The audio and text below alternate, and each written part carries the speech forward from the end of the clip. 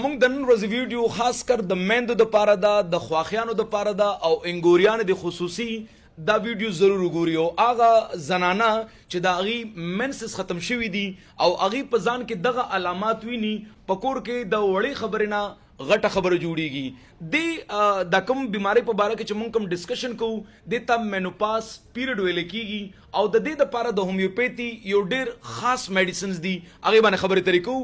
دا وخت زه یو مین پوینټ دی کې تاسو ته ښیم. اکثر داسې زنانه وي چې اکثر دا وایي یاره په ما باندې ناګهاني یو عجیبه غونته کې خوله را باندې راشي، ما باندې ساډوبي غونته کې راشي، تنګې کپړې زه نشم اچولی، د ماشومانو شور را باندې بد لګیږي، د ښځو خبرې را باندې بدې لګیږي، په نه کار کې زما کار وي، غصه راله ډېره زیاته راځي. اکثر چې دنه غصه وکړمه د هغې نه بعد بیا وروستو خفه یم چې دا غصه مې ولې کوله. په بند ځای کې زه دومره تنګېږم، زه یم چې دا کمره پرېږدم او بهر چېرته وځم. داسې ډېرې زنانه شته چې د هغې منسس ختم شي، کوم چې مینوپاز پیریډ کې دي، هغې د شپې په کمره کې ول خوند نه ورکوي، هغې وایي چې بهر زه چېرته سملم او بهر ملاستی یم، کلاو هوا ته زه ملاستی یم، هغه ډېر زیات خوند هغې له ورکوي.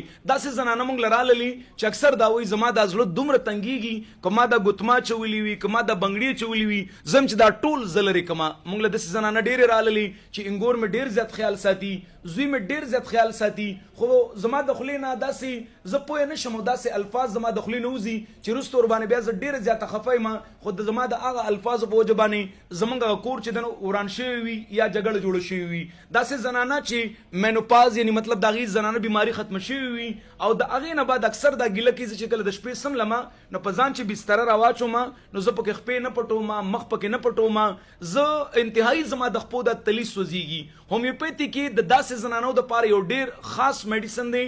کومې زنانه چې دا ګیله کوي چې یاره زما زنانه بیماري ختمه شوې ده او په ما باندې دغه علامات راځي، په دې کې داسې زنانه هم شته چې هغه دا وایي زما یخو اوبو ته زړه کېږي، یخې اوبه زما خوښېږي، نو د هغې دپاره لږ غونده کې میډیسن بیا چینج کېږي.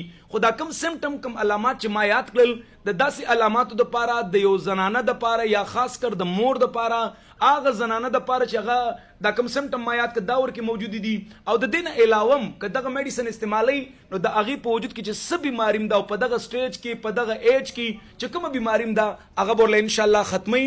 که تاسو نور څه میډیسن د نورو بیمارو دپاره استعمالوئ نو تاسو ورسره خپلې دوایانې مه بندوئ، دا د دغه علاماتو دپاره استعمال کوئ، تاسو ته به بلها فایده درکوي. د هومیوپیتي ډېر اهم ترین او خاص میډیسن د هغه زنانو دپاره کوم زنانو چې زنانه بیماري ختمه شوې ده، مینوپاز پیریډ کې دي او دغه علامات ورکې موجود دي. لیکسس یو ډېر امپورټنټ میډیسن دی.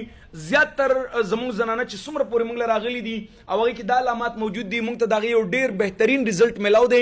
په دغه وجه باندې ما غوښتل چې دغه ویډیو د سره شریکه کړمه. لیکسس به تاسو په 200 طاقت کې واخلئ، سحر وختي کې په نهره باندې یو چمچ اوبو کې به تاسو 20 قطرې اچوئ، دا بس کوئ. انشاءالله په یو څو ورځو کې به دننه ستاسو دغه علامات هم را کنټرول کیږي او د دې نه علاوه که چېرې در کې څه موجود بیماری وي هغه به هم دله انشاءالله ختموي. نو لیکسس په 200 طاقت کې واخلئ، خپل علاقه کې یو هومیوپیتک سټور وګورئ.